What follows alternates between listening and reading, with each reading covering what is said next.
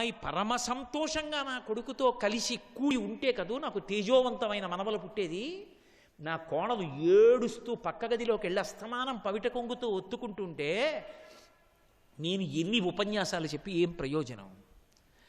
ఎక్కడైనా ఎప్పుడైనా నా కోడలు కనపడితే నా చాట్న అటువంటి మామగారికి కోడలయ్యాను.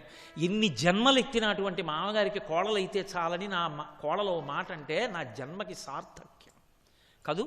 నా మాట వలన నా కోడలు ఒక్కనాడు కంట నీరు పెట్టకుండా ఉండగలిగితే, నా కారణంగా నా కొడుకు నా కోడల్ని ఎప్పుడూ ఏమీ అనకుండా ఉండగలిగితే, నిజంగా క్లేశం కలిగినా నేను గుండెల్లో జీర్ణం చేసేసుకోగలిగితే ఆనాడు నా పెద్దరికం. ఇది అవసరం. ఆ హృదయంతో సర్వార్థా ప్రభవంతి 21 తరాలు తరించడం కాదు. ఇక్కడ కన్నీళ్ళు, ఇక్కడ దుఃఖం, ఇక్కడ సంతోషం. ముందు నువ్వు దశరథుడు కారణం. తర్వాత రామాయణంలో ఎప్పుడైనా సీతమ్మ అరణ్యవాసానికి వెళ్ళిందని జనకుడు ఓ మాట అనడం, దశరథుడు ఓ మాట అనుకోవడం మీరు ఎప్పుడైనా విన్నారా? రామాయణంలో చదివారా? అది పరిణతి, అది గొప్ప. అలా బ్రతకగలగాలి వియ్యాలవారంటే. అంతేకాని ఓం ప్రథమం కన్యాదాత ఎంతో కష్టపడి వేలు ఖర్చు పెట్టి మృష్టాన్న భోజనం పెడితే దిక్కుమాలినాల కోటి అలికి ఏదో కారణం చెప్పి వియ్యపురాలు అన్నం మానేసింది అనుకోండి. ఎందుకు వచ్చిన వివాహం? ఎందుకు పుచ్చుకుంటున్నట్టు ఆడపిల్లని? అసలు కోడల్ని పొందడానికి అర్హత నీకుందా? ముందు నీ కొడుకు నా కూతుర్ని భార్యగా చేసుకోవడం పక్కన పెట్టు. అసలు నీకుందా కోడల్ని తీసుకోవడానికి అర్హత? ఆ పరిణితి సంపాదించుకుని కోడల్ని తీసుకెళ్ళు. ఇది ఏ వియ్యం కూడా అడగగలడు. ఎవరికి వారు పొందాలి. పొందితేనే సమాజం సంతోషంగా ఉంటుంది. అది సీతారామ కళ్యాణం. సీతారామ కళ్యాణం అంటే కేవలం సీతారాముల కళ్యాణం అనుకోకండి. వశిష్ఠుడి మాటలు, విశ్వామిత్రుడి మాటలు, వంశము, ప్రవర, అంతమంది చక్రవర్తుల పేర్లు, పెద్దల గౌరవము, మా నాన్నగారు ఒప్పుకోవాలి, రామచంద్రమూర్తి ఆర్తి, సీతమ్మ తల్లి యొక్క నిష్ఠ, తల్లిదండ్రుల పట్ల గౌరవము, ఇన్నీ కూడా సీతారామ కళ్యాణమునందు ఇమిడిపోయి ఉన్నాయి. పరమ సంతోషంగా ఇదిగో ఇప్పుడే వస్తున్నానన్నాడు జనక మహారాజు. అని నేను ఎంతని చెప్పగలను? ఏదో కొద్దిగా అక్కడక్కడా చూపించగలను. కానీ లోపలికి రావచ్చా అడగమని ప్రతీహారిని పంపించాడు దశరథుడు. పంపిస్తే జనకుడు అన్నాడు, లోపలికి రావచ్చా అని అడగడానికి దశరథుడికి ఇది పరాయి గృహమా? ఈ ఇల్లు దశరథుడిది, దశరథుడి ఇల్లు నాది. రెండిళ్ళు లేవు. దశరథుడి ఇల్లు నాది, నా ఇల్లు దశరథుడిది. ఇక్కడ ఆయనకు అనుమతి లేదు. స్వేచ్ఛగా ఎక్కడికైనా రావచ్చు. అలా కదండి వాళ్ళు కలిసిపోయినాడు కదండి పిల్లలు సంతోషంగా ఉండేది. పాపం వాళ్ళు ఏం సంతోషంగా ఉంటారండి? మనకి లేనప్పుడు ఆ సంస్కారం. కాబట్టి వెంటనే జనక మహారాజు గారు బయలుదేరాడు. కన్యాదానం చేయడానికి వెళ్ళాడు. గొప్పగా వర్ణిస్తారు ఆ అగ్నిహోత్రం, ఆ పాలికలు, ఆ ప్రమిదలు, ఆ లాజలు, దర్భలు, ఆ పవిత్ర వస్తువులు, ఆ అక్షతలు, ఆ పాలు, నెయ్యి, అవన్నీ కూడా పరమ పవిత్రమైనటువంటి పదార్థములు. ఎడమ చేత్తో కూడా ముట్టుకోకూడదు. ఓ పెళ్ళి జరుగుతోంది అంటే ఆ పెళ్ళికి ఒక గౌరవం ఉంటుంది. ఆ గౌరవాన్ని కాపాడాలి. ఒక మంగళసూత్రానికి పూజ జరుగుతోంది అనుకోండి, ఆ మంగళసూత్రం నా కొడుకు ఆయుర్దాయాన్ని నిర్ణయిస్తుంది. వాడిని కష్టపడి కని పెంచి పెద్ద చేశాను, వాడు నా ప్రాణం. ఒక్క కొడుకు, వాడు పెళ్లిలో ప్రమాణం చేస్తాడు, ఇది మమ జీవనహేతునా నేనున్నానని గుర్తు. సర్వమంగళాదేవతని అందులోకి ఆవాహన చేసి కడుతున్నాడు.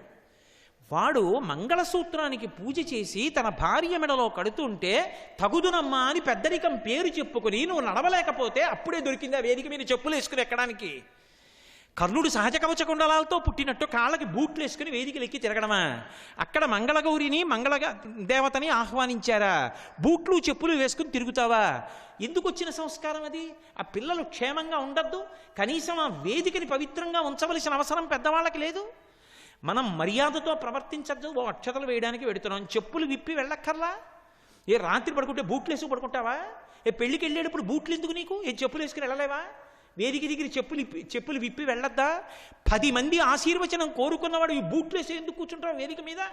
పెద్దలు వచ్చి అక్షతలు వేసేటప్పుడు కాసేపు బూట్లు తీ అని చెప్పొద్దా తండ్రి? అప్పుడే కొత్త బూట్లు కొని వాడు ఏదో కడుపులోంచి వచ్చినప్పుడే బూట్లు వేసుకొచ్చినట్టు వాడికి ఒక బూట్లు కట్టి కూర్చోబెడితే వచ్చిన ప్రతివాడునేమో చెప్పులు ఇప్పి వాడు వస్తే వీడు బూట్లతో దండాలా, ఈయన వాడికి ఆశీర్వచనం చేయాలా, తపస్సంతా ధారబోచేసి ఆ బిడ్డని కన్నా తండ్రి బుద్ధి చెప్పి బూట్లు ఇప్పి కూర్చోబెట్టద్దు వేదిక మీద. నేనంటలేదు, రామాయణం నేర్పుతోంది సంస్కారం. నేర్చుకో ఎలా బ్రతకాలో, నేర్చుకో ఎలా పెళ్లి చేసుకోవాలో. పెళ్లి చేసుకోవడానికి వయసు కాదు, పెళ్లి చేసుకోవడానికి పొడుగు పొట్టి కాదు చూసుకోవలసింది, అసలు పెళ్లి చేసుకోవడానికి నీకు యోగ్యత వచ్చిందా లేదా పరిశీలించుకో. సీతారామ కళ్యాణం బాగా చదువుకుని 4 శ్లోకాలు చెప్పడం వస్తేనే మీ పిల్లనివ్వండి. జనక మహారాజు గారు సుముహూర్తానికి కన్యాదానం చేస్తున్నాడు. సుముహూర్తానికి కన్యాదానంలో ఒక్కొక్క చోట ఒక్కొక్క రకమైనటువంటి ఆచారం ఉంటుంది. ఒక చోట మంగళసూత్రం కడతారు, ఒక చోట పాణిగ్రహణం, ఒక చోట జీలకర్ర బెల్లం. జీలకర్ర బెల్లం అంటే నాకు ఆ విషయం గుర్తొస్తుంది. నేను ఒకప్పుడు వివాహ ప్రాశస్త్యము అని ఒక ఉపన్యాసం చేశాను. విచిత్రం ఏమిటో తెలుసా, నేను ఇటుపక్క రామలక్ష్మణులు అటుపక్క సీతమ్మని పెట్టుకుని వెనక లలితా పరాభట్టారికని పెట్టుకుని రామాయణం చెప్పిన వేదిక మీద సోత్కర్ష కోసం కాదు, నా గొప్ప చెప్పుకోవడానికి కాదు, రామాయణం గొప్ప చెప్పడానికి చెప్తున్నా. పరమ సత్యం ఒకటి మీకు చెప్తున్నా. ఎందరో యువకులు యువతులు నా దగ్గరికి వచ్చి, ఏమండి మీరు వివాహ ప్రాశస్త్యం చెప్పిన క్యాసెట్ ఉందా అని నన్ను అడిగిన రోజులు ఉన్నాయి. చాలామంది పిల్లలు ఆ క్యాసెట్ విని రాసుకుని పెద్దవాళ్ళ దగ్గరికి వెళ్ళి మా పెళ్ళి ఇలా చెయ్యండి అని అడిగిన రోజులు ఉన్నాయి. కోటేశ్వరారు మా పెళ్ళికి మీరు ఎవరినైనా పురోహితుడిని పంపిస్తారా అని నాకు ఫోన్ చేసిన రోజులు ఉన్నాయి. నేను మురిసిపోతూ ఉంటాను పిల్లల్లో వాళ్ళ భవిష్యత్తు బాగుండాలని, వాళ్ళు అలా చేసుకుందామని, ఆ క్రతువు అలా చేసుకోవాలని వాళ్ళకి ముచ్చట. పెద్దలు కూడా నిజంగా అలా సంస్కారవంతంగా వాళ్ళ పక్కన నిలబడితే ఎంత సంతోషంగా జీవితాలు ఉంటాయో, ఎవరి కన్నుల వెంట నీరుండదు, అందరూ పరమ ఆనందంగా అన్ని కుటుంబాలు ఉంటాయి. దానికి పునాది ఎక్కడుంది అంటే శ్రీరామాయణంలోనే ఉంది. ఎంత కాలం అయిపోనివ్వండి, రామాయణం ఉన్నంత కాలము సర్వ విధముల అభ్యున్నతి కలుగుతుంది. జీలకర్ర బెల్లం పెట్టుకోవడం సుముహూర్తం కాదు. నేను కొన్ని పెళ్ళిళ్ళకి వెళ్ళి చూసి సిగ్గుపడుతూ ఉంటాను. ఆ పిల్లని జీలకర్ర పెట్టమంటారు, బెల్లం ఈ పిల్లాన్ని పెట్టమంటారు. పెట్టేసిన తర్వాత పురోహితుడు లేచి వెళ్ళిపోతాడు. ఆ కళ్యాణ మంటపంలో 1000 మంది ఉంటారు. గూడ జారిపోతుంటుంది వాళ్ళిద్దరు ఏమనుకుంటారంటే పాపం అలా జీలకర్ర బెల్లం పెట్టుకునే కూర్చోవాలా ఉందనుకుంటారు.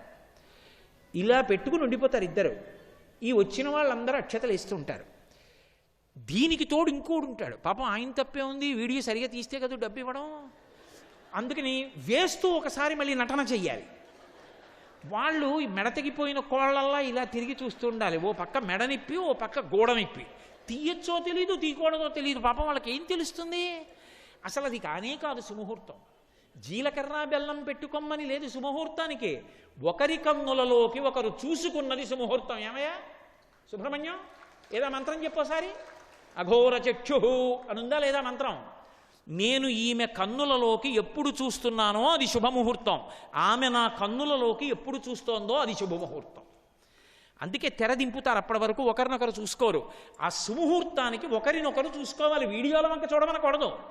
వాళ్ళని ఒకళ్ళ కళ్ళల్లోకి ఒకళ్ళు చూసుకుని వృద్ధాప్యం రాకుండా ఆనుకూల్యత కొరకు జీలకర్ర బెల్లం పెట్టుకుంటారు ఒకళ్ళ తల మీద ఒకళ్ళు.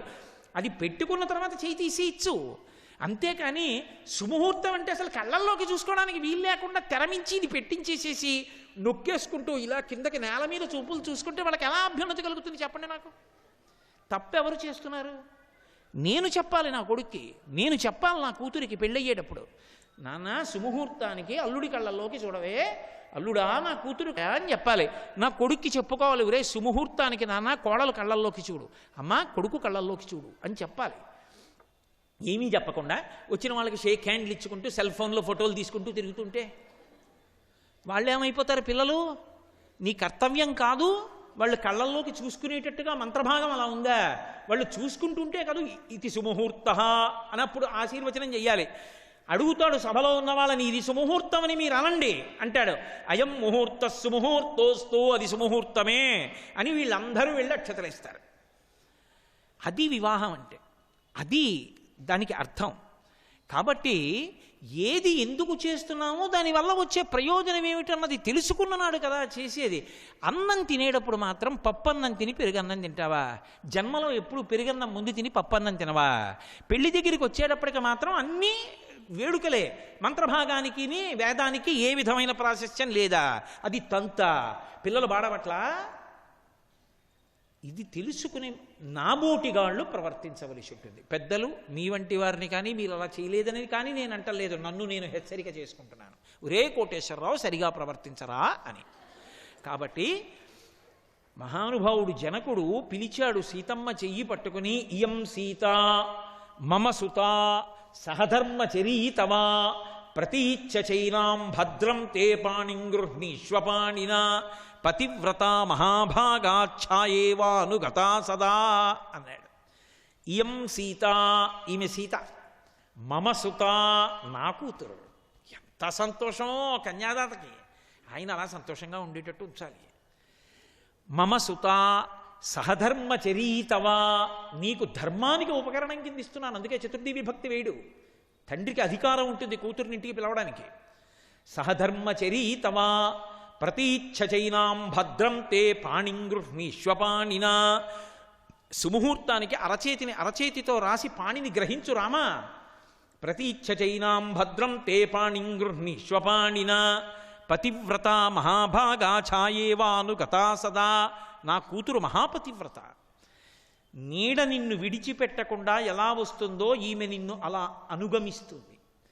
ఆమెకి కష్టం కాదు చూసుకునేది, నేను లేకపోతే ఆయనకి కష్టం, అందుకని నీ వెంట వస్తుంది. ఆయనతో విడితే నాకు ఇబ్బంది అన్నమాట ఆమె నోటి వెంట ఉండదు. నేను లేకపోతే ఆయనకి ఇబ్బంది వచ్చేస్తుంది అంతే నీతో. పతివ్రత మహాభాగా, తన కొరకని తను చేయదు, నేను ఈ పని చేస్తే మా ఆయన కీర్తి ఏమవుతుందని చేస్తుంది. పతివ్రత మహాభాగాఛాయేవానుగతా సదా, నీతో ఎప్పుడు నీడలా అనువర్తిస్తుంది రామా. అటువంటి కూతురు నీకు ఇస్తున్నాను. ధర్మమునందు ఉపకరణంగా ధర్మపత్నిగా నీకు కన్యాదానం చేస్తున్నాను. ఏది చెయ్యి చాపి పుచ్చుకో, పాణిగ్రహణం చేయి అన్నాడు. వెంటనే రామచంద్రమూర్తి తన పాణిని చాపి సీతమ్మ తల్లి యొక్క పాణిని గ్రహించారు. లక్ష్మణస్వామిని పిలిచాడు. లక్ష్మణాగచ్చ భద్రం తే ఊర్మిళా దుర్జితామయా. ఓ లక్ష్మణ, ఆలస్యం చేయకు, మా భూత్కాలస్య పర్యయ. వెంటనే ఇదిగో నా కుమార్తె అయినటువంటి ఊర్మిళ యొక్క చేతిని సుముహూర్తం దాటకుండా గ్రహించు. ఓ భరత, నువ్వు కూడా మాండవి యొక్క హస్తాన్ని గ్రహించు. శత్రుఘ్నంచాపి ధర్మాత్మ అబ్రవీత్ జనకేశ్వర శృతకీర్త్యా మహాబాహో పాణిం గృహ్ణీష్వపాణినా. ఓ శత్రుఘ్నుడా, కీర్తివంతుడా, ఇదిగో శృతకీర్తి, ఈమె యొక్క పాణిని గ్రహించు. ఒక తండ్రికి ఒక కొడుకు కూతురు ఉన్నారనుకోండి, ఓ కూతుర్ని కన్యాదానం చేసి పంపించాడు. వియ్యాలవారు అల్లుడు సరైన వాళ్ళు కాకపోతే తనకు కలిగిన సంతానంలో కూతురు చచ్చిపోయినట్టే. నిత్యం ఏడుస్తూనే ఉంటాడు ఆ ఆడపిల్లని తలుచుకొని. సరి అయినటువంటి అల్లుడు వచ్చాడనుకోండి, భగవంతుడిచ్చిన కొడుకుతో పాటు ఇంకో కొడుకు కూడా వచ్చినట్టే. ఈ ఒక్క మాట చాలు. వివాహం అన్నది ఎంత అవసరమో, ఎంత పరిణతితో ఉండాలో పెద్దలు మాత్రమే వివాహం ఎందుకు నిర్ణయించాలో. అంత స్థాయి నిర్ణయాలు ఎవరికి పడితే వాళ్ళు చేసుకునేవి కావు. ఈ జాతి వైభవం ఏమిటో తెలుసా? తన మెడలో ఇలా తాళి కట్టగానే ఆయన నాకు దైవము అని భావిస్తుంది ఆడపిల్ల. ఆ చిటికిన వేలు పట్టుకొని సముద్రాలు దాటి ఖండాంతరములు వెళ్ళిపోతుంది. ఆ పిల్ల ఎప్పుడు ఆ దేశం పేరు వినలేదు, ఆ ఊరు తెలియదు, అక్కడ ఎవ్వరూ తెలియదు. ఈయన ముక్కు మొహం 3 రోజుల క్రితం వరకు తెలియదు. ఈయన చిటికిన వేలు పట్టుకొని విమానం ఎక్కి ఎక్కడికో వెళ్ళిపోతోంది. తండ్రి అలా పంపాలని జీవితంలో అనుకోలేదు. కానీ ఒకసారి అల్లుడు వెడతానన్న తర్వాత పంపకుండా ఉండలేడు. కానీ ఆ పిల్ల తండ్రి ఉండలేడని తెలిసినా కూడా వెళ్ళిపోతోంది భర్తతోటి చిటికిన వేలు పట్టుకుని. ఇది ఈ జాతి సంస్కృతి. ఆడపిల్ల అంటే అంత గొప్పది. తల్లిదండ్రుల తీర్పుని అంత గౌరవిస్తుంది. భర్త ఆయన నాకు ఈశ్వరుడు, తల్లిని తండ్రిని తోబుట్టువుల్ని ఉన్న ఊరు స్నేహితులు చదువుకున్నది తిరిగింది బంధువులు అందరినీ వదిలేస్తుంది.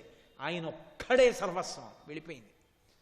ఇప్పుడు ఆలోచించండి, అలా వచ్చిన ఆడపిల్ల కన్నుల నీరు కారకుండా చూసుకోవడానికి ఎంత ప్రేమతో పురుషుడు ప్రవర్తించవలసి ఉంటుంది.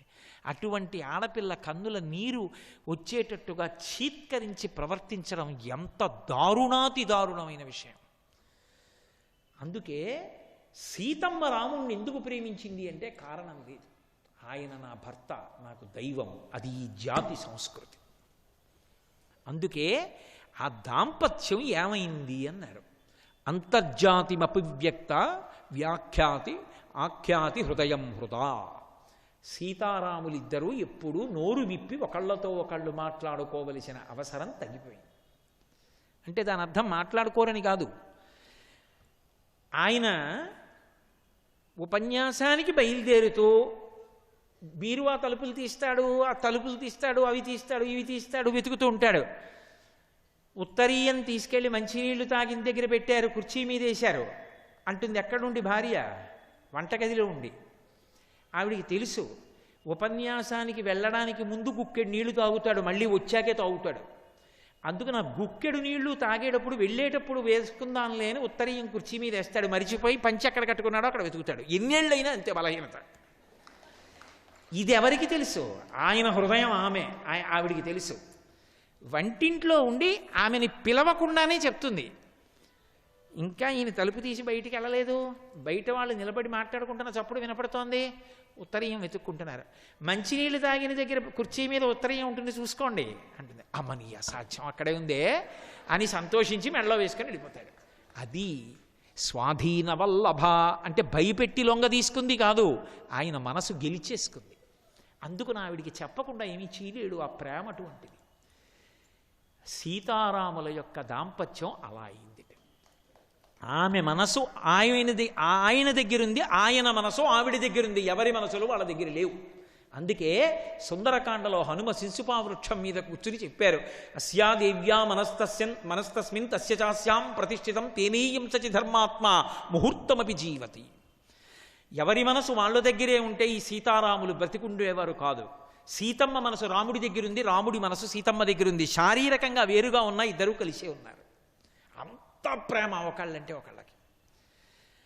ఇది బాలకాండలో మొదలై పట్టాభిషేకం వరకు వాళ్ళ దాంపత్యం చెప్పకుండా మహర్షి చెప్తూనే ఉన్నారు. పట్టాభిషేక సర్గలో సీతారాములు కూర్చున్నారు, అందరికీ అన్నీ ఇచ్చేశారు. సీతమ్మ తల్లి మళ్ళీ మెళ్ళలోంచో హారం తీసి ఇలా పట్టుకుంది. రాముడు ఇలా చూశాడు, ఎవరికి ఇవ్వాలనుకుంటోంది? అందరికీ ఇచ్చేశాంగా. హనుమకి కూడా తెల్లటి బట్టల జత పెట్టారు. హనుమ తెల్లటి బట్టలు కట్టుకుంటారు, వేష్టితార్జున వస్త్రం తం విద్యుత్ సంఘాత పింగళం అని. మరి ఇంకెవరికి మళ్ళీ నగ తీసావు? అందరికి అన్నీ ఇచ్చేసాం కదే, ఎవరన్నా మర్చిపోయానా అని అడిగాడు అనుకోండి ఆయన. ఆవిడ హృదయం ఇంకా ఆయనకి ఏమర్థమైనట్టు? ఆవిడ ఎందుకు హారం తీసిందో ఆయనకి తెలుసు. ఆయన అన్నాడు, ప్రదేహి సుభగే హారం యస్య తుష్టాసి భామిని పౌరుషం విక్రమో బుద్ధి యస్మిన్ నేతాని సర్వశః. పౌరుషము, బుద్ధి, విక్రమము అన్నీ ఎవరియందున్నాయో అటువంటి వాడికి నువ్వు ఆ హారం ఇవ్వాలని అనుకుంటున్నావు.